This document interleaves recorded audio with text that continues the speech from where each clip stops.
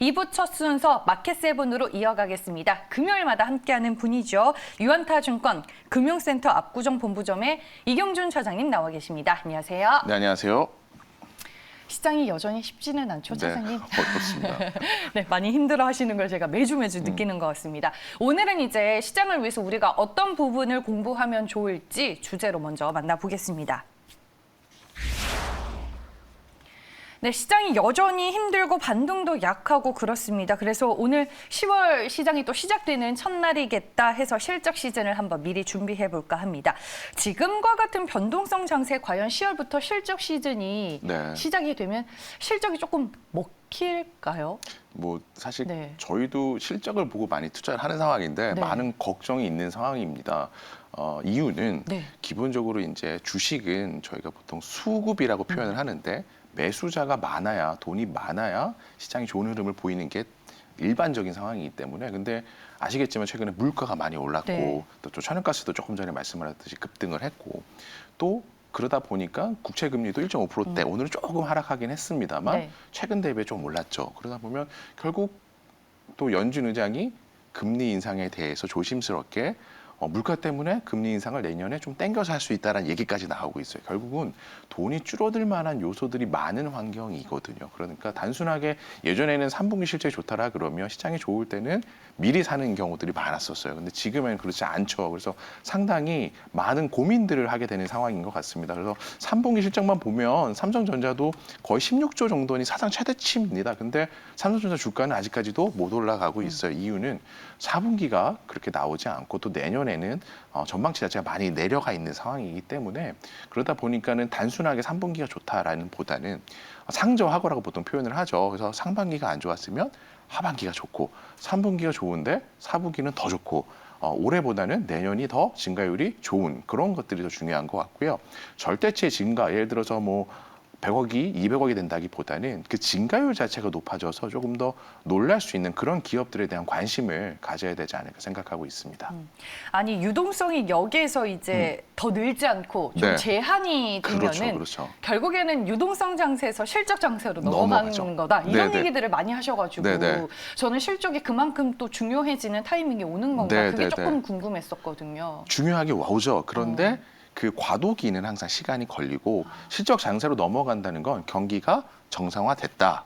그러니 이제 우리는 실적을 보겠다라는 건데 아직은 경기 정상화가 조금 이른 상황이죠. 왜냐하면 동남아 지역이나 지금 일부 지역을 보시게 되면 에너지 네. 가격 급등이나 코로나 델타 변이 때문에 정상적인 가동이 안 되고 있거든요. 그러니까 아직 경기의 정상화의 길은 조금 더 남아있는 과정에서 바로 실적만 보고 투자하기에는 조금 더 시간이 있지 않을까 생각이 되어집니다. 알겠습니다. 그럼 뭐 이런 상황들을 좀 종합해 봤을 때 네. 투자자분들이 실적과 관련해서 좀 미리 체크해둘 만하면 좋을 만한 팁은 어떤 게 있을까요? 실적을 볼 때 뭐 이걸 중요하게 그렇죠. 봐라. 뭐 실적이 좋게 나왔을 때, 안 좋게 나왔을 때 뭐 시나리오 네. 같은 것들.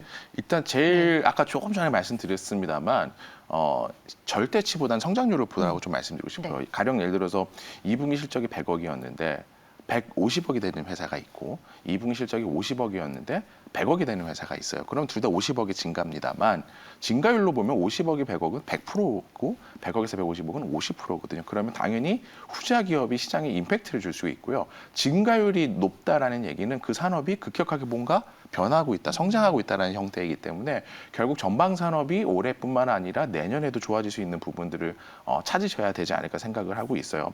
삼성전자도 아까 말씀드린 것처럼 좀 아쉬운 이유는 네. 4분기와 내년 전망치 자체가 올해 좋은 것만큼 좋아지지 않기 때문에 그런 부분인 거죠.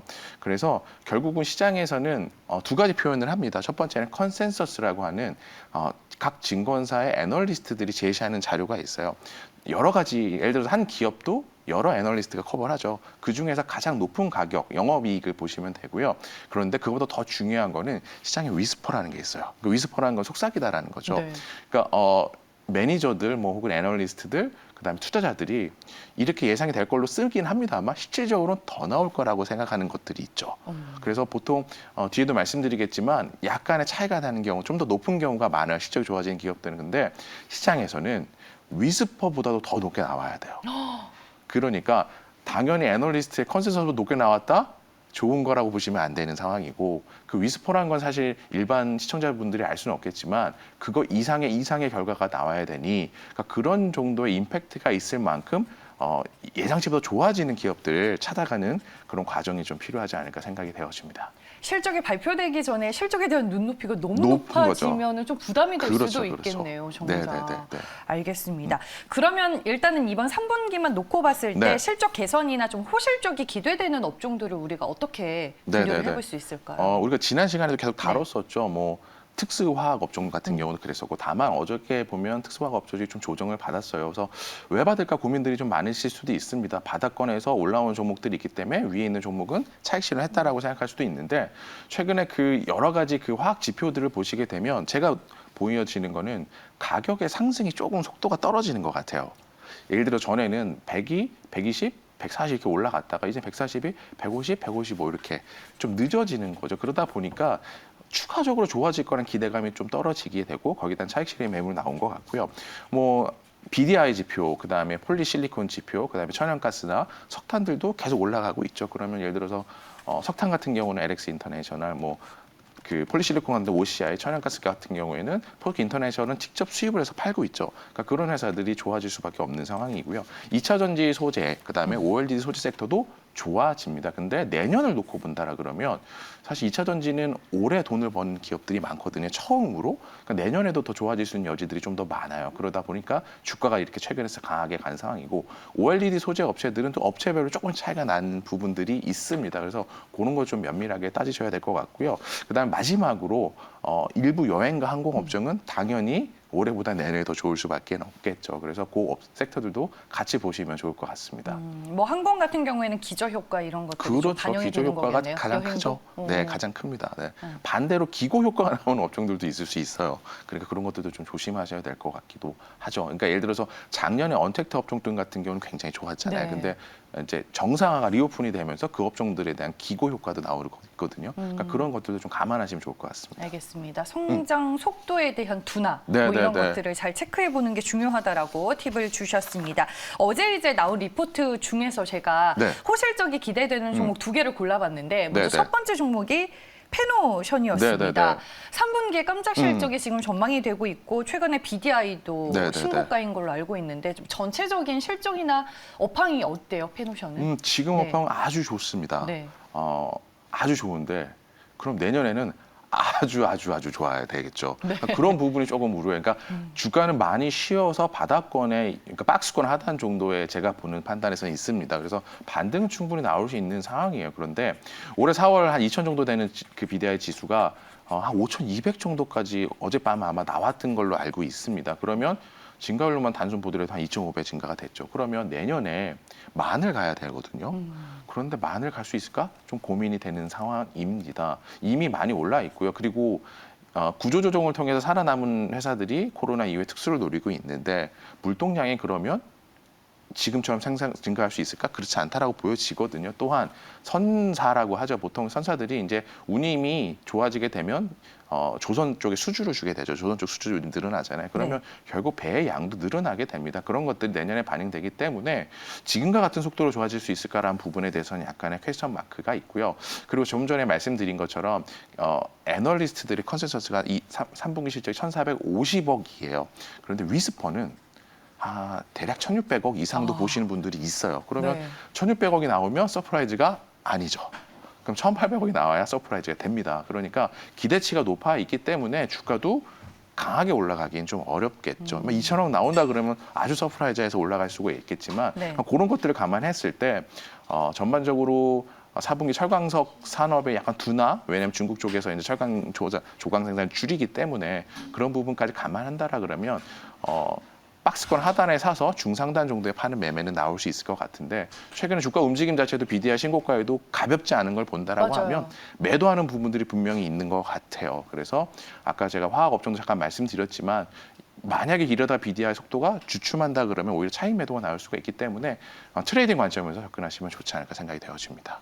그러면 증권사에서 막 3분기 역대 최대 실적 네. 막 이러면은 우리가 오히려 시장에 반영이 되는 거죠. 그런 것들은 좋지 않습니다. 아, 그러네요. 전부 다 알고 있고 전부 다 네. 기대를 갖고 있는 것들은 그 기대에 조금만 미흡하더라도 주가는 안 좋게 반영할 수 있는 확률이 높아서 서프라이즈라는 건 몰랐는데 그만큼 나왔을 때 서프라이즈가 되는 거죠. 아, 네. 이미 좋아진 것보다는 안 좋은 게 좋아지면서 네네, 그게 서프라이즈가 나오는 가장 게 좋죠. 네. 베스트가 네네네. 되는 것 같습니다. 종목을 다시 찾아봐야 될 것 같다는 네네네. 생각이 들고 한 종목 더 준비를 네. 해봤는데 이녹스 첨단 소재예요. 이것도 이제 뭐 단기적으로 중장기적으로 실적이 모두 좋다라는 게 네네네. 증권사 의견이기는 한데 여기도 또 3분기 역대 최대 실적이라고 그렇죠. 적혀 있더라고요. 최대 실적 나올 것 같아요. 네. 어떻게 네. 봐야 돼요?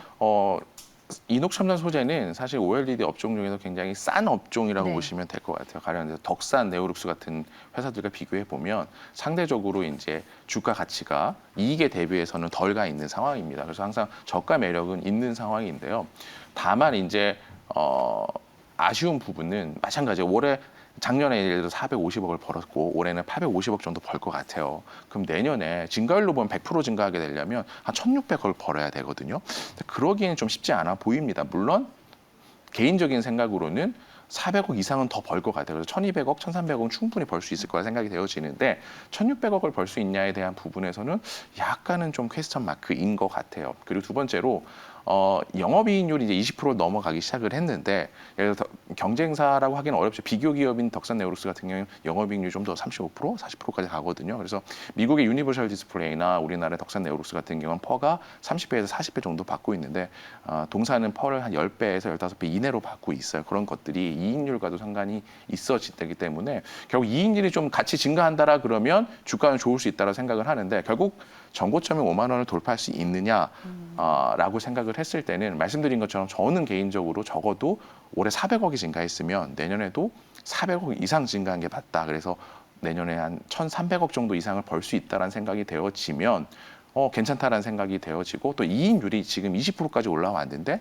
한 25%까지 올라갈 수 있다라고 생각한다라 그러면 전고점도 돌파할 수 있다 생각이 되어지고요. 네. 그 정도에 대한 판단이 들지 않는다라고 하면 최근에 무증상장 물량들 여러 가지들이 있어서 매도가 나오면 조정을 받았는데 지금부터 사셔서 전고점 정도에 매도하시는 정도 전략 잡으시면 좋을 것 같습니다. 네, 알겠습니다. 이녹스 첨단 소재에 대한 실적 포인트와 함께 또 어떻게 대응 전략을 짜면 좋을지에 대한 팁을 얻어봤습니다.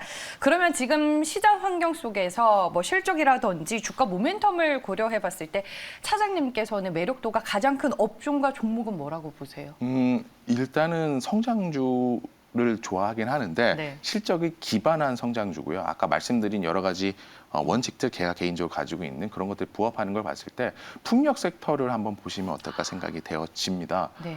약간 2차 전지와 비슷한 느낌이 들어요. 전방 산업이 이제 열리기 시작을 했죠. 2025년까지 각종 의무들이 들여다 보니까 계속적으로 수주가 많이 나오고 있고요. 수주가 증가한다는 얘기는 실적은 따라서 좋아질 수밖에 없죠. 그래서 풍력 업체를 보시게 되면 대표적으로 이제 상광 M&T라는 회사를 제가 제일 선호하고 있고 또 CS 윈드라는 회사도 좋은 회사들인데 탑 티어 그룹들이에요. 그러니까 탑 티어라는 거는 기술적으로 봤을 때 상위 3위 안에 든다라고 보시면 쉽게 편하실 것 같아요. 그래서 글로벌한 경쟁력이 있는 회사들이다. 그래서 2차 전지도 양극재 소재 회사들도 다 그런 형태잖아요. 그리고 수주가 사상 최대치로 올해 지금 현재 나오고 있습니다. 그러니 당연히 실적으로 연결이 될 거고 이익률 측면에서 보게 되자면 예를 들어서 작년보다 올해 이익률 증가는 20% 정도밖에 안 돼요. 예를 들어 500억 버는 회사가 600억 정도 버는 거죠. 그런데 내년에는 50% 이상 증가를 보일 것 같아요. 그러니까 이익률 높아지죠. 그러면 네. 500억 버는 회사가 600억 벌었다가 900억 이상 1,000억까지 벌 수가 있기 때문에 그런 성장률 측면에서 충분히 되어지고 전방산업이 계속 열려 있거든요. 지속적으로 청정 에너지나 환경 규제 때문에 전방산업이 열리기 때문에 수주가 계속적으로 들어올 수 있어서 조금 수주 보고 판단하시면 좋을 것 같고 그런 측면에서 봤을 때 아까 말씀드린 그런 요건들 더 만족해서 실적도 좋아질 수 있는 부분들이 있기 때문에 상강 M&T 위주로 또 CS 윈드까지 같이 보시면 좋지 않을까 생각이 되어집니다. 네, 알겠습니다. 여러 가지 모멘텀을 고려해봤을 때 풍력주 내에서 3강 M&T를 주목해서 보자라고 마지막에 종목에 대한 팁까지 전해주셨습니다. 10월 첫 거래일 저희가 실적 시즌편으로 준비를 해봤고요. 지금까지 유한타증권 금융센터 압구정 본부점의 이경준 차장과 함께했습니다. 고맙습니다. 네, 감사합니다.